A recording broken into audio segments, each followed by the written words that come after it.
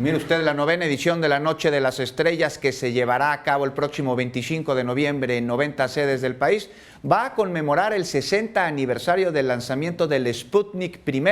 Este es el primer satélite artificial.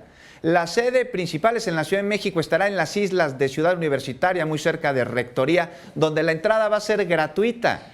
Los visitantes podrán encontrar talleres, charlas con reconocidos especialistas, telescopios y además 60 actividades con distintas temáticas, entre las que destacan los misterios de la Vía Láctea, los enigmas del Sol, los exoplanetas, mujeres astrónomas, ondas gravitacionales, los modelos del cosmos en el siglo de la física, incluso va a haber crónicas de extraterrestres.